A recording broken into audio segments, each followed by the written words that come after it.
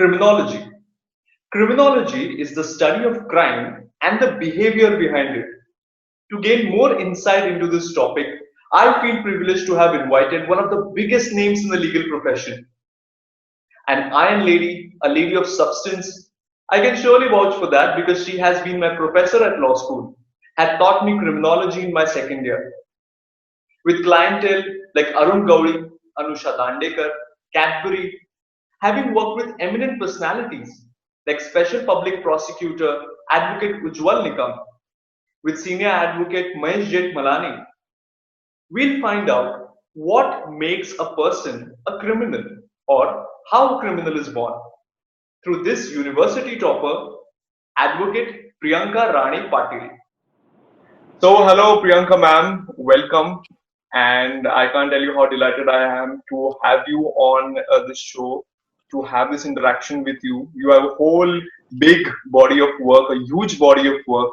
Just right now in the introduction, I was telling everyone about the people that you have been associated to, the work that you have done, the work that is going on. And as my professor, I think a couple of years back, you taught us criminology, and it's such a great honor to have you on the show. Thanks a lot, first of all. Ma'am, in my introduction video or in my introduction, I was talking about criminology. I just defined criminology in like one sentence. I said that criminology is, yes, there is crime in it, but there is also this thing called deviant behavior. There is this thing called behavior behind a crime. So it is not just the study of a crime, but also the behavior which is associated. That is what I have learned. That is what criminology is more to do with. But as an expert, I would like to ask you, what according to you is criminology? First of all, thank you, Rohan, for inviting me over here. And it's a pleasure to see you, though on a virtual platform after a really long time. I know. And and few of my favorite students, you were one of them, and you will be one of them always. Oh, Yeah. God, thank you. So yes. So this criminology topic always fascinated me. So right from my college days to my student life, and thereafter later also, that when I started my practice as a lawyer, I started as a criminal trial lawyer itself.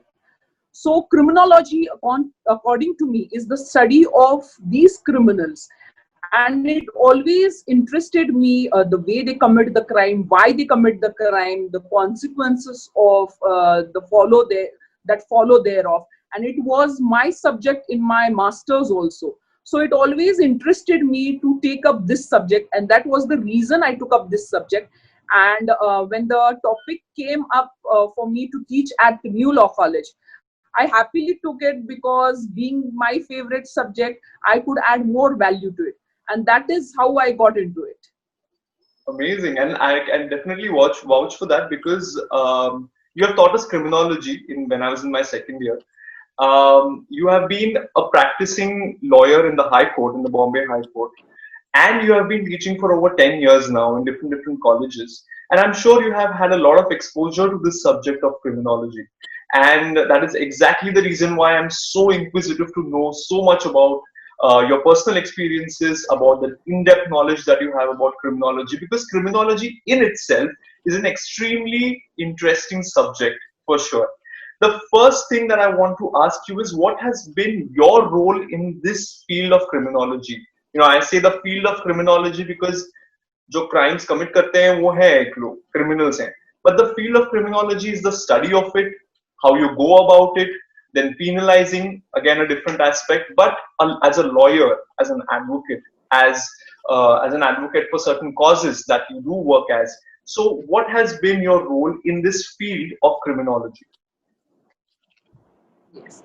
So to begin with, I would like to start, as I stated earlier also, that I started my practice as a criminal trial lawyer. And I started my practice because I was born and brought up in Kolhapur. I started my practice there as a trial lawyer in Kolhapur itself. And I worked with one of the best criminal lawyers over there. He was Mr. P.K. Chaugule, he's no more. But all my legal knowledge and all my criminal knowledge that I have till date, I owe it to him. He had all those murder trials and all those high profile cases. So all those high profile cases coming over there. So it was a learning experience for me. It was never the case that a case was delegated to me because I was still a junior. I was a fresh pass out over there. And then what I did was that I observed him, the way he took cross examination, because he was known as the master of cross examination, and especially the medical cross examination. And it's not an easy task to take a cross examination, because as a cross examination lawyer, you should know where to begin and where to stop. That is the cardinal rule of criminology. And these are the aspects that I learned during that 2-year course. So, we went to the sites where murders were committed, where the offenses took place. I had the first-hand information when I visited these sites. And it was really interesting for me as a student, because the criminal side always fascinated me. I was never interested, frankly speaking, on the practicing on the civil side, because the civil side, the cases go on and on. So it's like I remember Sunny Deol's dialogue, "Tariq pe Tariq, Tariq pe Tariq." So, so it's more on those lines. And criminal cases, you have a fast disposal, and I could relate to the criminal law more than the civil law, and that is why I took up criminal law. And luckily, I was fortunate enough to be blessed with such a senior lawyer with whom I practiced, and I learned a lot in the process. So today, when I practice on the family court side or in the high court side, and as you said, that yes, I am a member of the Child Welfare Committee, which is a bench of magistrate.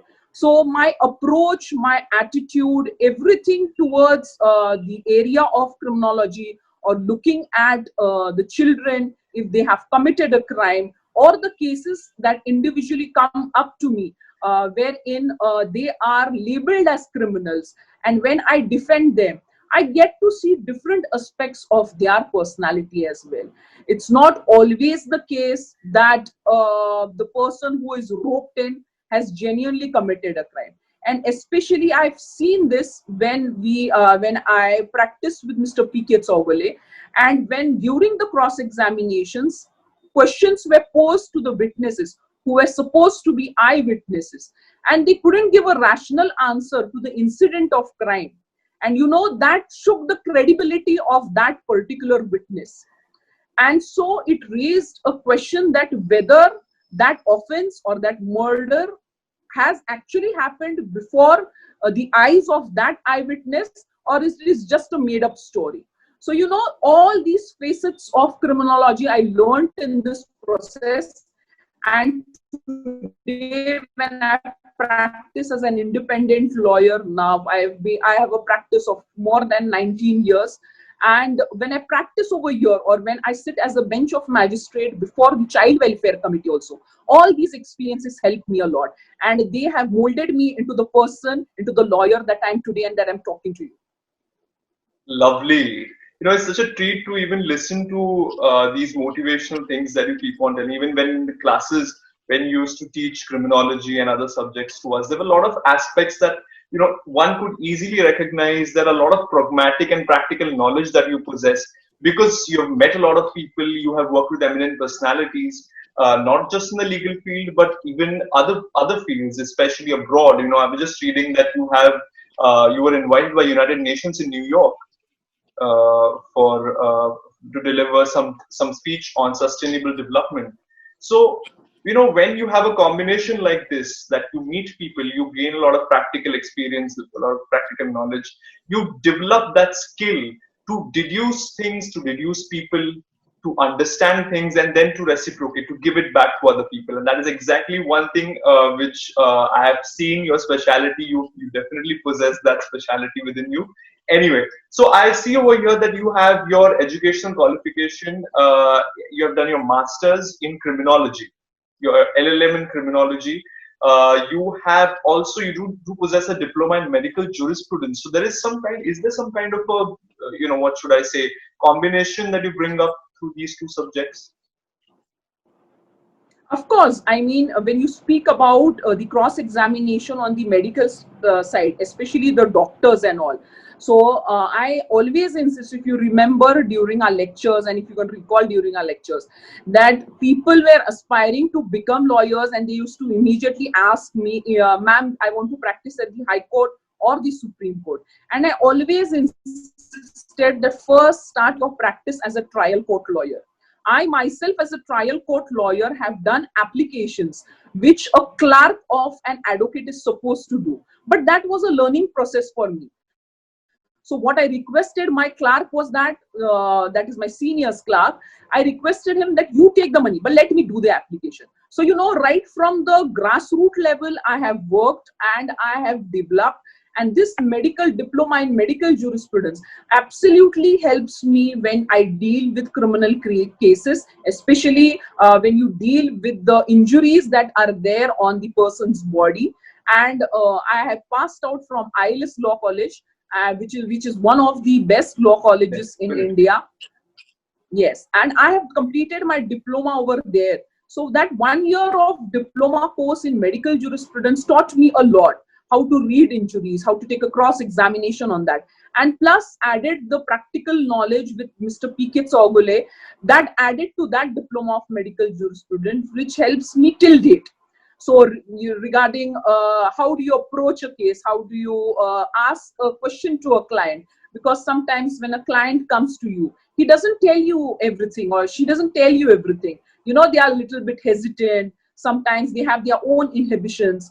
So, all this helps me in my approach, wherein I am a very upfront person. So I ask them questions directly. So even if it's like a case for divorce, then I ask them that, are you having anything else into this marriage, or do you have someone else in your life that is why you want to get a divorce? So these are the kind of direct questions that I ask them, and the client, after a certain period of time, gets comfortable with it, because ultimately it's the professional commitment that you have with your client, and he or she is supposed to reveal you everything. So all these things help you a lot. And I strongly believe that whatever education you take never goes waste. So be it a diploma, be it your masters, or be whatever, maybe you do a computer application course, but that is going to be useful for you. So as students also, I would like to tell everyone that as and when possible, kindly take the education, whatever. Don't think that, oh, how is it gonna be useful for me, or how will it benefit me if I'm going to practice as a criminal trial lawyer. Take your education and leave it the rest to destiny. Everything will come to you at the proper time. Now, when I was doing my masters, many of them told me that you're inclined to practice, so why do you want to do your masters? You're not going to go into academics. So that time, my inclination was never to go into academics. Ultimately, it so happened that I came into academics after a few years of practice. And now I get such kind of love and support from the students that, even I'm burdened with so much work, I still feel that I should teach students, I should share my knowledge. And I feel that whatever experiences, and you have experienced this in my classrooms also, I discuss a lot of cases, I do a lot of sharing. Whatever I have excelled as a student, whatever I've experienced as a young lawyer, I share all those things, because I believe that by sharing, many of them have inculcated. And I'm really very happy to say here on this platform, Rohan, that I see the lawyers, the young lawyers meeting me in high courts and family courts, and they are so nice. I mean, they are so good to me that, that one gesture of theirs, when they see me, when they meet me, I get everything, whatever I have spent over the years by sharing my knowledge. So, it's a very nice experience with the practical thing wherein I practice, plus this teaching thing that I do. That is completely relatable, and I'm sure you must be also seeing their practice in the court of law. And when you see their practice, and when you see that they've excelled in their practice and in their work, that is definitely a glorious moment for any teacher. And as you said, that particular teaching and preaching never goes to waste. And another thing is that whatever you learn, you inculcate, you're going to eventually use it somewhere or the else. And you should leave everything to the destiny. And that is exactly an amazing point that you mentioned. coming to a very interesting aspect, and that is about criminals. Now, the topic of our session, the title of our session itself is "Why is a criminal born?" Or what makes a person a criminal. That is the entire objective uh, behind this session. So, not everyone has the opportunity to interact with criminals. I say that this is an opportunity because every day you don't go and go talk to criminals and understand their point of view, or have some kind of a discussion, or try to deduce their psychological factors, what led them to the crime, or whatever it is. But then you had this opportunity. Today you're working in the court of law, but then actually having to witness such people in the prison or outside the prison. So, what all types of criminals have you met in your life? So I'll answer this question in two aspects. That is your first aspect, first I'll cover. That is what makes a criminal. So, there are various factors, Rohan, that makes a criminal. And some of them are biological also. Like how you cannot choose the color of your eye. In a similar fashion, you cannot choose that what chemical things go out in your brain. That chemical locha, whatever happens, it differs from individual to individual, and you cannot choose that. So, some of them are really born with it. So, they are born with that trait wherein they have criminal tendencies right from their birth itself. So, you cannot change that. And if you have to change that, there has to be a thorough program which involves counseling, and that counseling has to go on for a whole lifetime. And it may happen so that there is a change in that particular criminality of that individual, and it will differ upon how the person takes it. The second important factor would also be the kind of childhood experiences that a person faces. Okay, so whenever you have these negative experiences that you have in your life, you see criminals around you. Probably your mother and father are in the same profession. Criminality is discussed at your home as a regular thing. So probably in not in all houses these things happen on a regular basis, but in few houses they do happen, especially in the slum areas. So if that that is the kind of childhood that you have, or you have an abusive parent, where you're beaten up right from your childhood for every small little thing, where you do a wrong, where you do a right thing, that has an adverse influence on you. Similarly, you are the social environment that you move around with. There's a saying, आपले आई वडील आपल्याला नेहमी सांगतात, चांगल्या मुलांमध्ये मुलींमध्ये उठत बसत जा. So why is that said so? Because the basic thing is that these kind of people have that influence on you.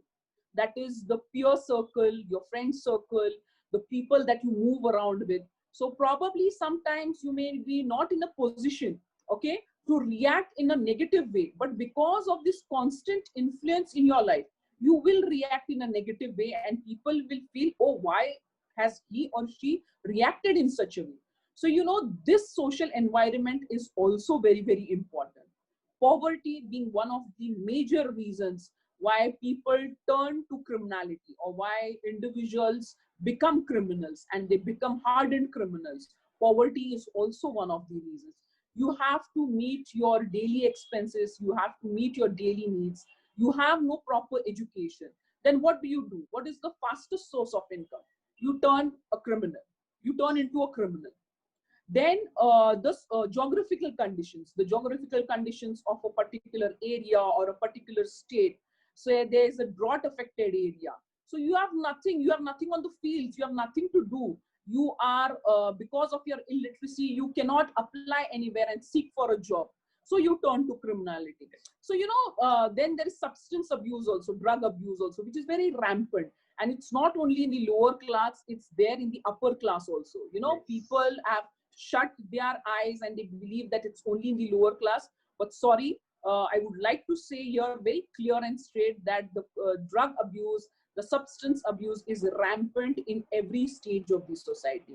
So, these factors are there which make a person turn into a criminal. And if these kind of conditions or these kind of reasons don't go away from your life, then you will turn into a hardened criminal. And believe me, Rohan, counseling helps to a major extent, but it has to happen at the right time and at the right age. That is very, very important. Now, coming to your second aspect, I deal with a lot of cases. So, we have all these gangster cases. I wouldn't like to name any, but then you have this underworld dawn cases. Then you have cases who have been a Padma Shri, but who are charged with a particular offense. I have dealt with such kind of cases also, the high profile cases also. One thing that really I think about is that these persons, whoever the criminals that I've dealt with till date now in my 19 years of practice, are mentally very strong individuals. So even if they have been living a high profile life with all the riches in their life, and when they go to jail, they have undergone the sentence of 3 years, 4 years, 5 years, living in adverse conditions in jail, but they have not broken down. That shows their mental stability. They are so mentally stable that nothing affects them. And they have a very positive attitude towards life, that come what may, I will come out of this. So, be it the hardened criminals, people generally fear. I would, as I said earlier, I would not like to name, but when for the first time I interacted with an underworld don, the peer group that I have with, or the lawyers, my young lawyers friends, they were like, oh, you interacted with him, so how is he as a person? I said that he's like a normal individual, like the way me and probably Rohan are interacting now. He's like that only, he's that same individual. And for that ex individual, you're the god for him. You are god for him, so he is extra nice to you. And it's not that he's carrying the guns and he's surrounded by all the criminals all the time. They are also they are also human beings after all, and there are certain circumstances under which they turn into or become a dreaded criminals, or become underworld dons, or become the mafias that they are. And we should look into these factors. And as a lawyer, it is my bounden duty to defend my client, to defend my lawyer. But as I said earlier, that yes, they are mentally very strong, and majority of them are into spirituality. Majority of them are into spirituality. They are spiritually so inclined, and it is really a learning process for me also, that in spite of going through all these, because there's a constant hanging sword on you as an accused person, that tomorrow I may be hanged, or tomorrow they may give me a life imprisonment.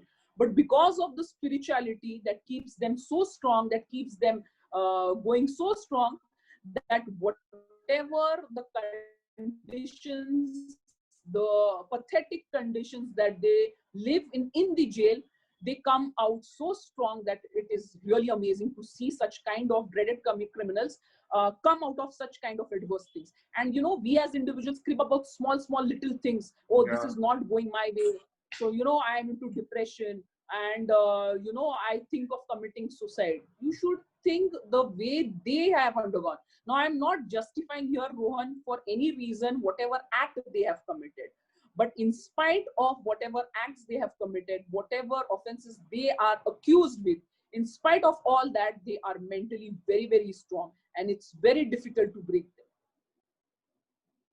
God, no, I think that the very point, or the very fact that they're inclined towards spirituality, as you said, is what exactly makes them strong. Because unless and until you have a spiritual side to yourself, there is no introspection. If I don't realize what I'm doing, if I don't realize what is happening uh, through me, from me, inside me, then there is always this factor called guilt, regret, anxiety, depression. These all things, these all evils are going to surround you. But then the moment you know that, yeah, I know I have done this, I completely agree, my mind, body, soul agrees with this, that is what makes a person strong. And that is one important factor I just learned about these criminals that you have interacted with. That the reason that they're strong is because their mind, body, soul is in sync. They know and they accept and they take whole responsibility for all that they have done. And as you did mention, that lots of times criminals are falsely accused. They are accused for something else when the reality shows something else completely. And It is so important to be strong in such situations and scenarios, because ultimately you need to prove what your true intentions were. Because even in criminal laws, we do study that the motive is important more than the Right. act. The motive is important. So unless and until you do know your motive, it may also happen that a criminal has committed some really dreaded crime, some really blunt crime, but then his motive was very clear. His motive was clear. I had to do this because so and so was the reason I had to do this, and this is all where this all kind of courage you do get is through spirituality over here. So spirituality has helped in this field as well, for the people, for the criminals, to actually remain strong. So I'm sure that your journey so far, working with criminals, helping them out who are falsely accused, to hear them, to grasp so many things from them, has been a treat for you. And I'm sure I wish you a lot of success in that ahead. Now we are coming to a different point. Absolutely, of course, we did mention about children just a while ago, but this section of the interview that we are going to have right now is more to do with children and their welfare. Now I do understand that you have been appointed by government of Maharashtra over child welfare committee, you know and you do deal with cases like child sexual abuse, illegal trafficking, and so much. So am I wrong if I say that uh, a criminal is born only because the factors that surround him when he's a child, instigate him to actually do that, as you rightly said a while ago? So I'm sure that this is correct, isn't it? Of course, and I will give you example for this, that why your statement is correct. When I was sitting as a child welfare committee member, I still am, but I'm talking about an incident which happened 8 to 10 months back. Okay, so what happened was that a 10-year-old boy was nabbed by the custom officials. Okay, and he was brought. So every child who is below 18 years of age and who needs care and protection, I'm not talking about children who are in conflict with law, I'm talking about children who need care and protection. So this 10-year-old, very smart boy, was nabbed by the custom officials at the airport. And it was a very interesting case, Rohan. So I said what had happened in the case. I will tell the details of that particular case. This 10-year-old boy, gold worth rupees 3,000 crore was smuggled through this boy. So what was done? I understand the modus operandi. The modus operandi was that gold bars were tied around his body with a band, and all around his body the gold bars were tied up. And he, of course, there must have been some nexus with some authority or some officials over there by which they could get through that scanning. And what had happened was this, that the boy with this bars tied around his body was walking without an adult. Now there was no tip to the custom official that gold was being smuggled, or they had no idea. Just that a 10-year-old boy was moving around without a parent. So the one of the custom official just came in and patted on his shoulder that तुम्हारे माँ बाप किधर है? And when he patted on his shoulder, he felt something below his shirt. So out of curiosity, he said, "ये क्या है?" तो बोला कुछ नहीं है, ऐसा कुछ नहीं है. And he tried to avoid that question. Now, when he tried to avoid that question, the custom official grew more suspicious, and he took him to a corner, removed his shirt, and to his shock and surprise, there were gold bars which were tied around the boy's body. And this was the third attempt or a third incident where the gold was smuggled through this boy. And the boy was not even aware that gold has been smuggled through him. What was he given in return? So I had an interaction with the boy, very smart boy. You have these boys who are really sharp, who are really witty. And when I interacted with him, that time he told me that I said that, "Are you aware what is the worth of this gold?" So he was like, "Yeah, I'm not bothered. My parents have told me, so I'm doing this." And I asked that, "What do you get in return?" So he answered me. I was conversing with him in Hindi. मुझे मेरा पसंदीदा खाना मिल जाता है और मुझे मेरा favourite ice cream मिल जाता है. So in lieu of this, that is in favor of this ice cream and that manpasand khana, Third time, the gold was smuggled through him, and he was made a scapegoat. And they very well know that you cannot punish a child. The child needs care and protection. And tomorrow, if you are using this child in such kind of offenses, of course, the parents were booked with the relevant sections under the CRPC and the IPC. But then you are using the child, you are spoiling his future, you are spoiling his attitude, his personality. Tomorrow, such kind of individuals will turn into dreaded criminals because of such kind of activities. So here in such kind of cases, the parents play a major role. For their own selfish needs, they use these children, they use them in such a pathetic way that they don't even think that they are spoiling their entire future. So, as a child welfare committee member, I face many such incidences, Rohan. I can go on with this incidents for hours together, and a whole day will be not enough to when I quote about this incidents. Then I would also like to quote one more incident wherein a child of an allegation was made on a 4-year-old child. Understand, a 4-year-old child, the father had made allegation that the grandfather of that child tried to sexually assault the child. A male child tried to sexually assault the child by putting his finger in the anus of the child. Now, these are very grave, serious allegations which come under the POXO Act. And when such kind of complaint came to me, I was taken aback. I said, how can a grandfather do such kind of thing to the child? So what I did was that I read the entire complaint. And when I read the entire complaint, further, the father had put it, that is the father of the child had put it, that a domestic violence case was going on between the mother and the father. Okay, so understand the angle. He says that my child has been sexually abused by the grandfather. Yeah. And in the same breath, he mentions further that there's a domestic case which is going on between me and my wife. And he has accused the grandfather also in that domestic violence case. That case is going on. Now, what we do is that we call the child, and everybody is kept aside. Now, the functioning of the child welfare committee is such that you have a child-friendly atmosphere over here. You don't ask leading questions over there. You have support organizations over there where they come in your help and they really help you out in asking questions to the child. And we had an elaborate discussion with the child. And the child, after 2 hours of discussion, this child, also very sharp, very smart, clearly told us that the father has fabricated the entire story. Oh. And it was really a shock and surprise for us, because I had summoned the police station, the concerned police station, to catch hold of the accused, that if the grandfather is doing, will put all the stringent provisions of law which are mentioned under the POXO Act and book the grandfather.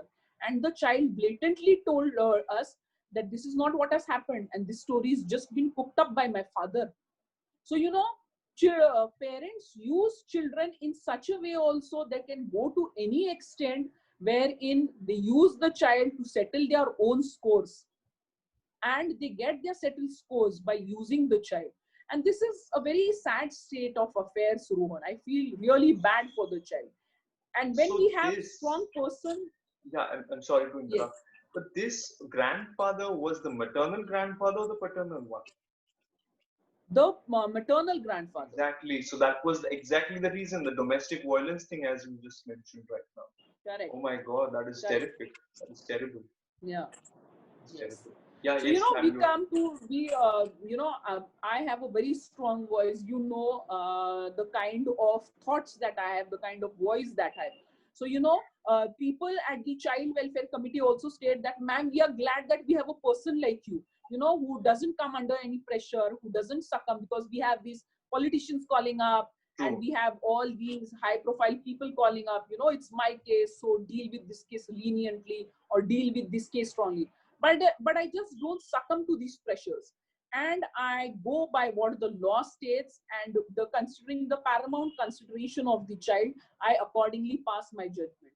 It has also happened in the past that the judgments which I have passed as a child welfare committee member have been challenged in the High Court. And the High Court has given a reasoning on the similar lines on which I have passed the judgment, praising our work that the Child Welfare Committee is doing an excellent job. So you as a legal person, it really is very interesting to be on the Child Welfare Committee and deal with such kind of cases. And probably a normal person would react in such a way, oh, a child has been sexually abused, POCSO Act laga do. Lekin POCSO Act lagane se pehle, you have to see, you have to weigh both the sides and then come to a conclusion. Leave aside what the investigation will do, but as a member, as a magistrate, this is your first and foremost duty that you have to do. It's only because of people that like you that we have in our society that we get to know the root cause, not just for the criminal minds, but also why there are a lot of crimes happening with children, against them. And this is, the crime that this father has committed. He has used his son as a good way to, humiliate the maternal, grandfather of that child. That is also a crime against the child, isn't it? It is a huge allegation. It's a huge allegation. And what I feel is that there are not many organizations, there are not many people who actually deal with people through whom you can be intimidated. As you said, that there are a lot of political, there's a lot of political pressure. There are a lot of people who are like, nahi, nahi, aise nahi hona chahiye, they have a lot of influence over the justice system or the police stations and everything. We need people who will wash off all these negativities and all that kind of, we need people who are dashing, who will bring out the truth. And that begins from a child, that starts from a child, what a child is going through, his psychology, the upbringing. Now it is very necessary that such children don't grow up in a house like that, because then there is always a chance for that child to turn into a criminal later on. There are different aspects which go on psychologically inside his mind. So we really need people like you, and I'm so glad that you are my professor, you are my teacher, who is working for these causes, who is using her time and energy for such good cause. And I'm sure that you'll get a lot of success and a lot of good wishes to you to keep up the work. Thank you. And and you keep on doing a lot of things. I do see that, legal and other things. And I really wish that we will also have another session on maybe some other topic sometime later. Till then, thanks a lot, Priyanka ma'am. It was amazing to Thank talk you to so you much. and to meet you after so long. And again, all the best wishes. Thank you. Thank you so much. See you guys. Thank you so much, Rohan, for inviting.